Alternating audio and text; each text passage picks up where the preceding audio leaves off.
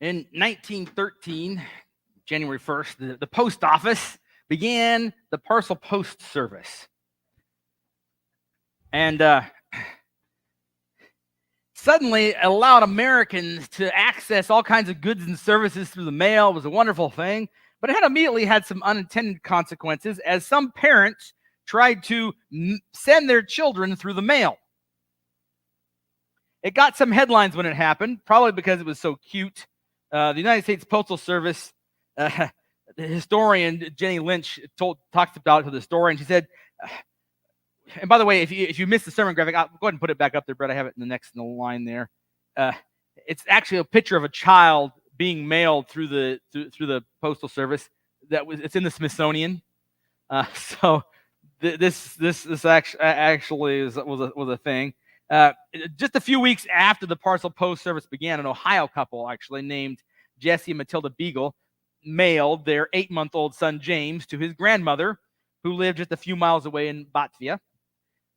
And baby James was just shy of the 11-pound weight limit for packages sent via parcel post, and his delivery cost his parents 15 cents, but they did insure him for $50. The quirky story soon made newspapers, and for the next several years, similar stories would occasionally surface. Finally, in February 1914, a bunch of newspapers ran some articles that said, you know what, the post office has declared that you can no longer mail children through the mail. And one famous example was actually made into a book. There was a 4-year-old girl named Charlotte May Pierstoff, and the book was Mailing May, children's book that they made off of this. She was mailed 73 miles via train. Her story was kind of legendary. Now, luckily for her, she wasn't unceremoniously tossed in a mailbag. She, as it turns out, was accompanied on the trip by her mother's cousin, who worked as a clerk for the railway. Probably it was his influence and his willingness to kind of look out for her. Let the post office say, okay, she can go with the mail. But over the years, right, those are just things that happened. And then finally, can't do it anymore. So sorry if any of you were thinking about sending your kids to the grandparents' house on the cheap. you gotta spring for the plane ticket. But there is still a service out there that's in the business of sending people. And I'm not talking about Amazon or some kind of human trafficking. I'm talking about God. 2 Corinthians 3:3 says, "And you show that you are a letter from Christ, delivered by us, written not with ink, but with the Spirit of the living God, not on tablets of stone, but on tablets of human hearts." You are God's letter. Scientist Robert Oppenheimer, you know, the guy who worked on the Manhattan Project, built the nuclear bomb, he once said the best way to send an idea is to wrap it in a person. Think about that. A nuclear physicist says, well, the best way to get an idea across is not to write it down, it's to wrap it in a person. And God seems to agree. First, he sent us Jesus as his love letter, and then he sends us. We're his letter to the world. God's Bible is his letter to Christians, but we are his letter to the world. There are many people who will never read a Bible, but they will read your life. The question you might ask is, well, how do you know where you're sent? Right? Unlike a letter that would go through the mail, would just have add a zip code on it. You have legs and a mind. You can kind of go where you determine. How do you know who it is that you were sent to? That's not just an academic question. It's one of the most important questions you can ask, because we talked about a month ago that once you become a Christian, your main job, the main task that Jesus has given you is to make disciples. And if you missed that one, it's available. I can get it to you on YouTube. But you need to know who you're called to. Who are you called to make disciples of? You can answer everyone, but if you do that, it ends up being no one. You can't disciple everyone. And if you can't name the specific people you're called to invest in, then you will end up sharing your faith in, at best, a haphazard manner. You can't be an effective disciple maker if you don't know who you're discipling. And that's why when I preached about making disciples a month ago, I asked you to prayerfully write down the names of 3 people. I asked you to send me a picture. Remember, I said I'm going to pray for them too. A few of you have done it, but a bunch of people haven't. So I'm reminding you. And I thought also maybe perhaps the problem is you don't know how to choose. So today I want to really focus on how do you know who you're sent to, who you're called to disciple. And I also maybe realize some of you weren't there. You didn't realize it. You never. If you're on my email list, I'm going to send that video of that out this week on the email, along with this sermon. All right. So and remind people to, hey, get these. And I'm going to actually make a database so I can pray for them with you, and we can keep track of see how we're doing about being on God's mission of discipling people, because that's really what we're all about.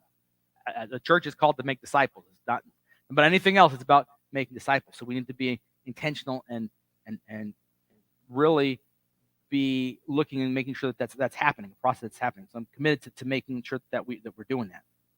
All right. So let's look at what Jesus' method was, though, for determining how, who you're going to decide to disciple, and what his instructions were for making disciples. And let's begin in Luke chapter 6. Luke chapter 6, beginning of verse 12. It says, one of those days, Jesus went on the mountainside to pray and spent the night praying to God. When morning came, he called his disciples to him and chose 12 of them, who he also designated apostles. Simon, whom he named Peter, his brother Andrew, James, John, Philip, Bartholomew, Matthew, Thomas, James, son of Alphaeus, Simon, who was called the Zealot, Judas, son of James, and Judas Iscariot, who became a traitor. Notice, he called his disciples and chose from them 12. Jesus had more than 12 disciples. In fact, in Luke 6:17, it tells us there was a large crowd of his disciples. But he chose 12 who were ready for the mission. The word apostle simply means the sent ones. God wants you to be his apostle too. He is sending you on his mission.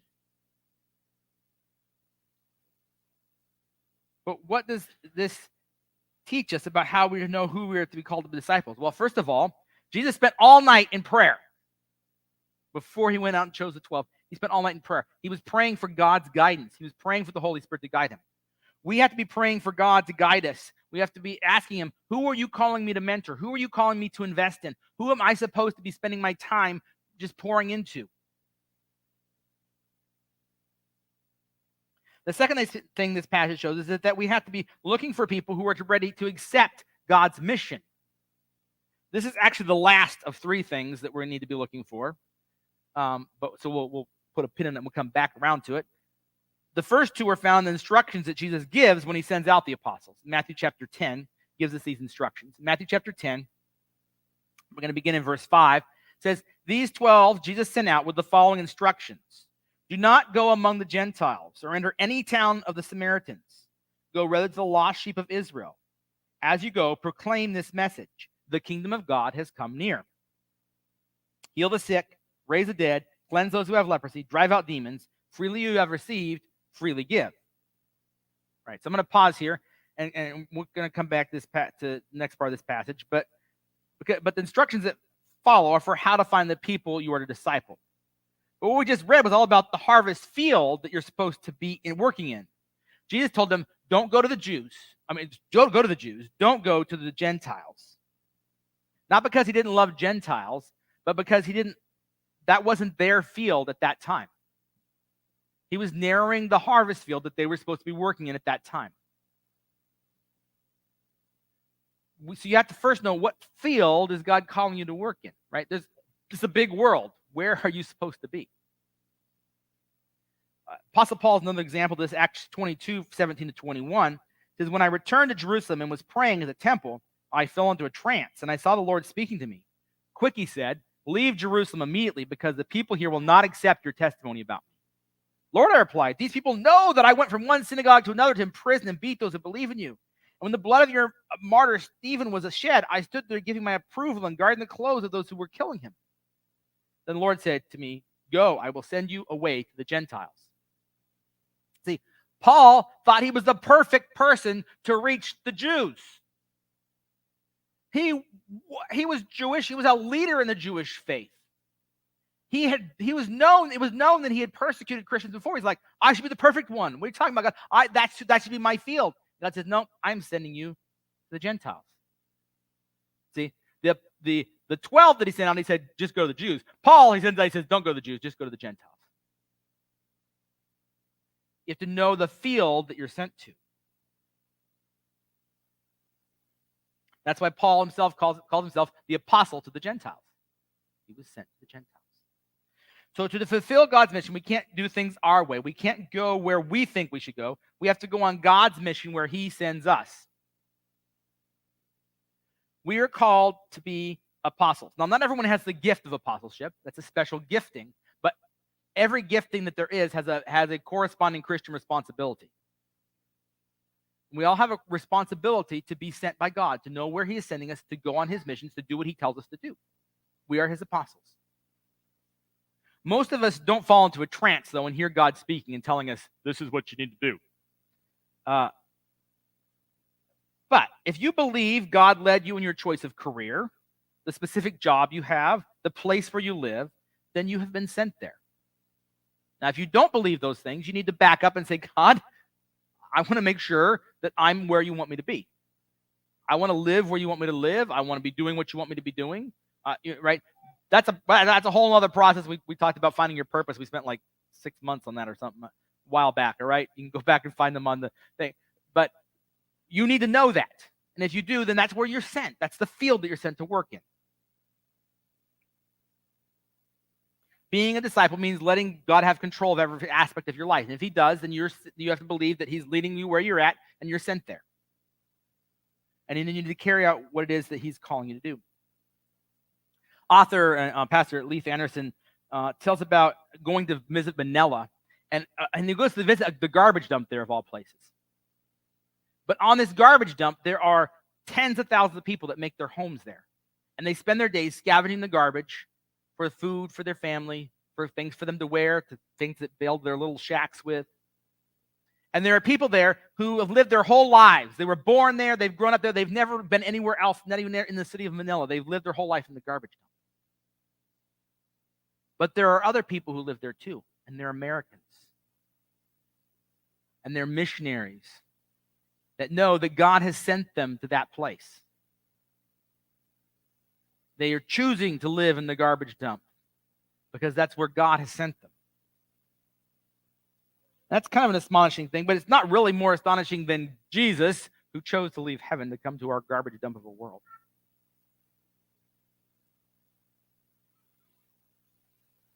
So it's wonderful to know what field God has called you to work in, even if it is a garbage dump.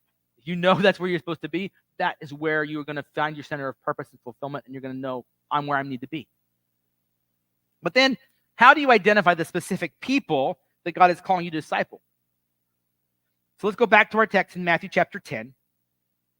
We'll pick it up in verse 9. It says, do not get any gold or silver or copper to take with you in your belts.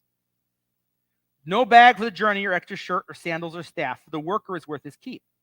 Whatever town or village you enter, search for some worthy person and stay at their house until you leave. As you enter the home, give it your greeting. If the home is deserving, let your peace rest on it. If it is not, let your peace return to you. If anyone will not welcome you or listen to your words, leave that home or town and shake the dust off your feet. Now, Jesus tells them to search for a worthy person. Or as a parallel passage in Luke calls them, a person who promotes peace, or a person of peace. I like to refer to him as a person of peace. How do you identify this worthy person or this person of peace? Verses 12 and 13 are a little bit confusing because they contain some Hebrew idioms. Idioms are things like, don't spill the beans, right? They're really hard to translate because when we say don't spill the beans, we really mean, hey, make sure and keep this a surprise. Don't let the secret out, right? But if you literally translate that and the other language doesn't have it, they'd be like, don't spill the beans. I'm not even carrying beans. What are you talking about, right? So there's some Hebrew idioms here, and really what it's saying is that greet someone warmly. If they accept you, then offer them the gospel of peace. And if they accept that, then stay with them.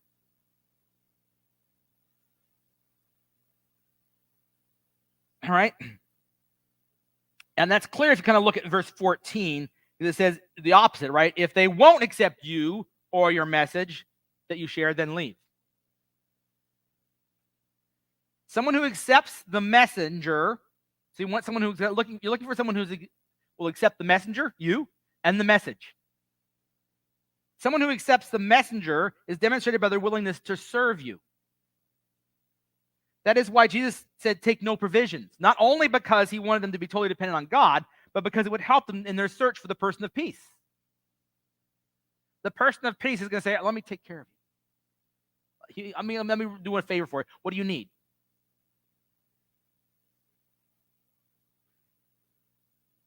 Right? And then they're going to be open to hearing the message. And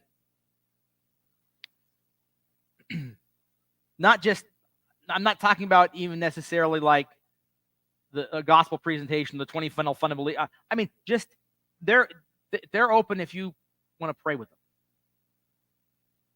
or if you mention God in something, they listen well. They key into it, and they take it to heart what you say, right? This is the person who like when you say something, they're really like they're hanging on your word, and they're like, okay, I'm gonna try this out, right? That's a person that was a person of peace to you. You're maybe called to invest in them because God is creating a connection there where you can pour into their life, where they're open to hearing the message from you. And they're showing they're open to you as the messenger by serving you. And then, so, right, we're looking for someone who will accept the messenger, the message, and then the mission. Remember back to the very first one. The mission is what we found out when we look when Jesus was calling the apostles. So let me make this really practical for you. All right? I'll give you two practical methods to search for a person of peace. The first, sit down and write out all of your acquaintances. Just go through the different circles that you run in, right? Say, all right, here's my neighborhood, here's where I work, here's the people that I interact with, different, wherever you go and hang out. Make a list of all your acquaintances, your friends, your relatives, and then begin to just kind of think through this template of who, if I call them up and ask for a favor, I know they're going to be right there. They're willing to accept the message. They're willing to serve the messenger. Who, when I mention offer to pray for them, they're like, yeah, let me. Or I tell them something from a godly perspective. They really listen. They take it to heart. Maybe there's some people who, well, they're already kind of Christians. Well, are they called to work in the same field as you? Are they open to partnering with you, right, in the mission? Maybe this is people in your neighborhood. We're like, hey, let's reach this neighborhood together for Christ. People in your workplace, let's reach our workplace together, right? Let's partner in this, right? But people, are they open to the message, the messenger, the mission? Your job is to identify them, and then, right, like we talked about last time, then you're going to say, all right, now I'm going to start being intentional about, I'm going to talk to this person every week. I'm going to try to invite them into my life. I'm going to begin to try and intentionally share more of the gospel. Or if they're already at that Christian level, it's more of the mission thing, I'm going to be intentional about how can we walk together in working out this mission. So, in just determining are these people walking the same direction that I'm called to walk in. By the way, that last part is the biblical method for finding your church family too. We talked about many times. The church is not a program. It's not a building. It's not about the messages or the music. It is Us. We are the church. And the church is God's team to make a difference in the world. So when you're looking for a church, right, most people, what's gone wrong is we've made it into a place that it's about programs and it's about the all this stuff. And so we've allowed, by doing that, we've allowed consumerism into the church. Consumerism is an idol in our society. And we've said, so people say, oh, okay, well, I've got to find the church that has like the most powerful preaching, that has the best music, that has, right, the best kids programs, because we're making it about us. It's never supposed to be about us. We should find a church based on, I like the mission that they're on. I feel like I'm called to be a part of that. I can make a difference in that. That's why I always, beginning of my service, our service every week, I always tell you what our mission is here. You know, is this something being the difference together in our community, seeing the community transform. I want to be a part of that. Yeah. Right. Great. Figure out how you fit on the team. Now, there's nothing wrong with good programs. There's nothing wrong with good music. There's nothing wrong with powerful preaching. Those are good things. We should strive for those things. But those cannot be what the church is about. The church has to be about the mission of God. Right? Imagine a football player who was a free agent and was choosing what team he was going to play for based on how nice the stadium was, what color the uniform is. I look really good in that color. What kind of food they serve in the concession stands. But didn't pay attention to how they would be able to make a contribution or how they would fit in the scheme of the offense or the defense, or if the team was doing poorly or well. Now, that would be ridiculous. Now, football players don't often get to choose where they play. But when they do, they want to go somewhere where they know their talents are going to be utilized and optimized, and where they will be well coached, and they can be developed as a player, and they can hopefully be on a winning team. And that's how we ought to look at looking for a church home. Where are people who are aligned with the vision God has given me for how I know what he's called me to do? Where's the place where my talents and abilities make the biggest difference for God? I said all that to help you understand that we're, right, when we're talking about going out to the harvest fields and finding people, we're not trying to find people, say, hey, come be part of my church. Trying to get people to join our church. We're trying to get people we're trying to make disciples of Jesus. Get them to join his team. And when you come across someone who tells you they're already Christian, right, great, find out how they're engaged in mission. See if it aligns with what God's calling you to do in that sphere. And how maybe we as a church can come alongside both of you, right, to make a difference in your neighborhood or in your workplace or wherever it is, where you're volunteering, whatever it is. That's our mission as a church, to be the difference together. We want to encourage you to do that wherever you're at.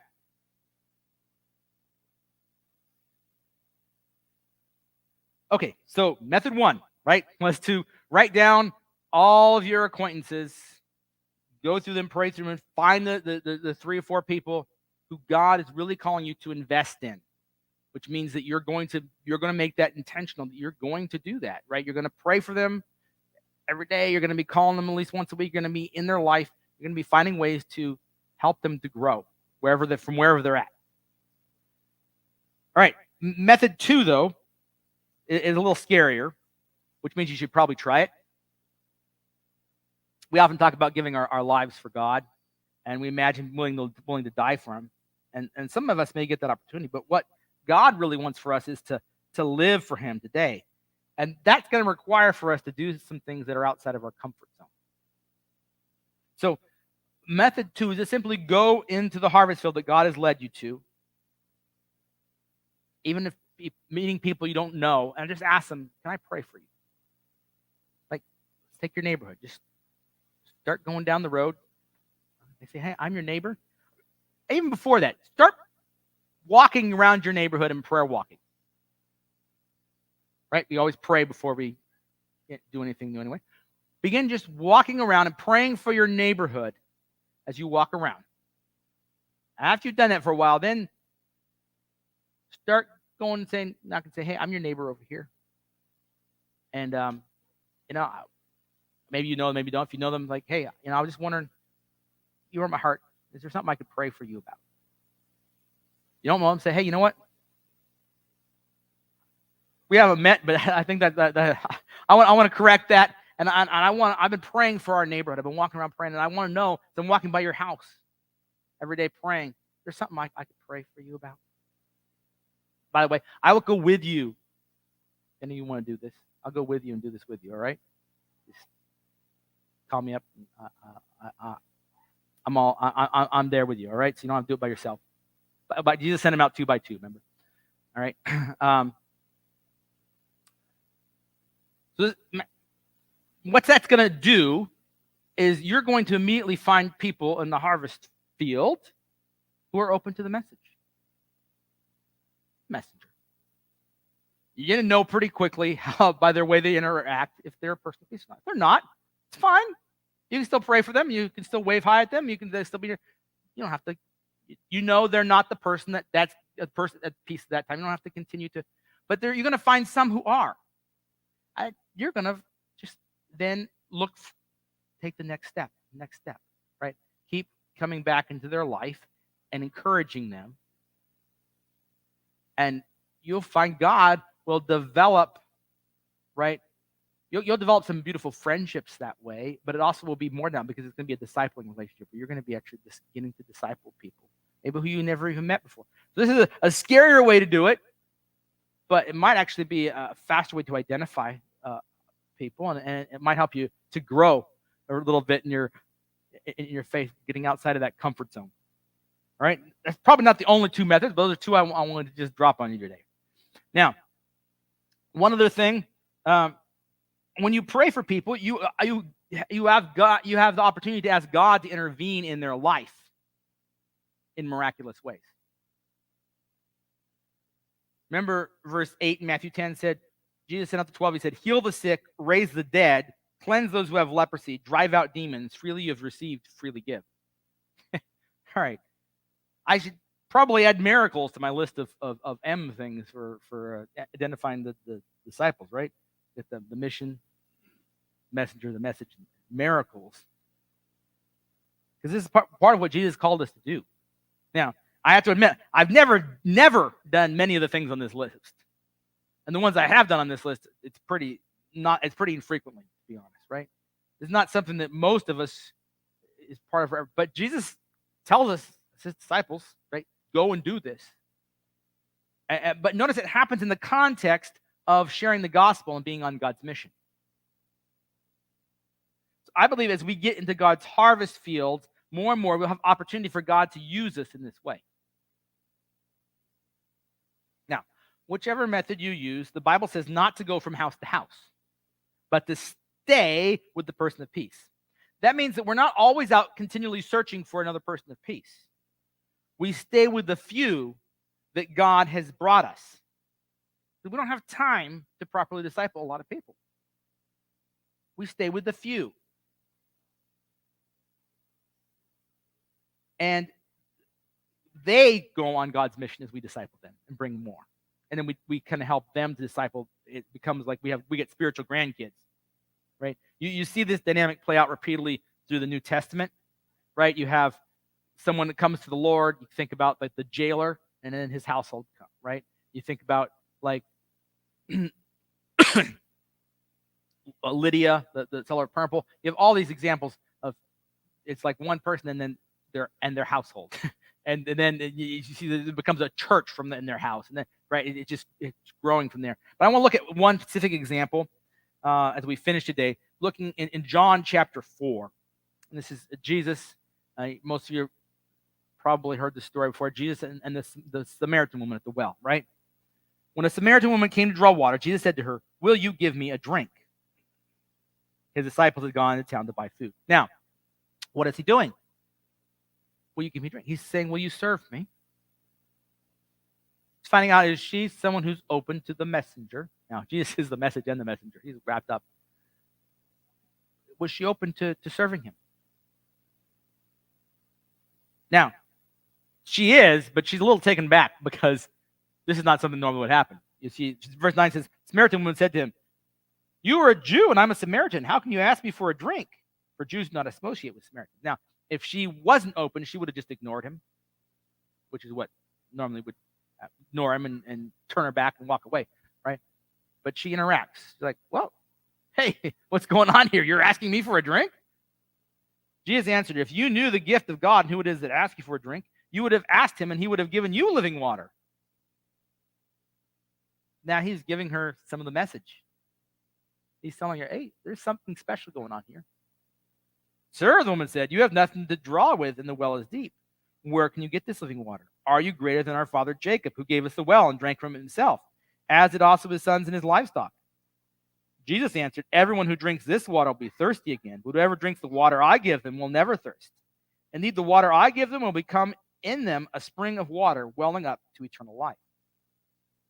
Sir, the woman said, give me this water so that I won't get thirsty and have to keep coming to here to draw water. He told her, go, call your husband and come back. Now, she signaled openness to the message and the messenger. And now he does a little miracle here. Now, this is not your typical miracle. He doesn't turn water into wine, doesn't raise the dead, doesn't heal the sick. But notice what he does. She replies, I have no husband, she replied. Jesus said to her, you were right when you say you have no husband. The fact is you've had 5 husbands, and the man you have now is not your husband. What you just said is quite true. So he knew something, right, that she was like, how does he know that, right? That was a miracle. The Spirit was letting him know this. We can actually have the right to do that too when God deems it. So this is how God, in this instance, he used a little miracle to get her attention. And she's like, whoa, sir, I can see that you're a prophet. Our ancestors worshiped on this mountain, but you Jews claim that the place where we must worship is in Jerusalem. Woman, Jesus replied, believe me, a time is coming when you will worship the Father neither on this mountain nor in Jerusalem. You Samaritans worship what you do not know. We worship what we do know, for salvation is from the Jews. Yet a time is coming and is now come when we all true worshipers will worship the Father in the Spirit and in truth. For they're the kind of worshipers the Father seeks. God is Spirit, and his worshipers must worship in spirit and truth. The woman said, I know that Messiah, called the Christ, is coming. When he comes, he will explain everything to us. Then Jesus declared, I, the one speaking to you, I am he. You know, this is the first time Jesus ever comes out and says, I'm the Messiah. He didn't tell his disciples that. He kind of like, who do you say I am? What do you say about me? Oh, that's a good answer, right? But this is the first time he comes out and says, yeah, I'm the Messiah. It comes out to telling this to a Samaritan woman. She was open and ready to receive it. Just then his disciples returned, were surprised to find him talking with a woman, but no one asked, what do you want? Or why are you talking with her? Then leaving her water jar, the woman went back to town and said to the people, come, see a man who told me everything I ever did. Could this be the Messiah? They came out of the town and made their way toward him. When we have the 4th M there, right? The mission. She immediately goes and invites the whole town. Now, what I want you to understand is that I'm not just like saying, oh, this is what you should be doing. This is what you got to be doing. This is what, right? This is what, I'm not trying to should on you. You should be doing this. You should be doing this. This is important for your own spiritual growth. You can't be a full disciple of Jesus and not be making disciples. You have to be sharing with other people. There was a farmer, right, who grew excellent quality corn. He would win prizes every year, awards for the best grown corn. And a newspaper came out to interview him and learned something interesting that he couldn't believe. The farmer shared his prize-winning seed with all his neighbors. He says, how can you afford to share your seed with your neighbors who are competing against you for these, in these contests for the best corn every year? The farmer's like, what? You don't get it. The wind picks up the pollen from the ripening corn and swirls it from field to field. If my neighbors grow inferior corn, cross-pollination will steadily degrade the quality of my corn. If I'm to grow good corn, I must help my neighbors grow good corn. And that's how it is with our lives. If we want to have meaningful, fulfilling lives, if we want to grow to the fullness and stature of Christ, if we want to be everything that God's called us to be, we have to be investing in other people. We have to be sharing our lives with them. We have to be doing what God's called us to do and making disciples. You can't be a disciple of Jesus and not help other people. It's part of your own growth. I'm going to invite Julie to come on up here. She's going to sing a special song for us in closing.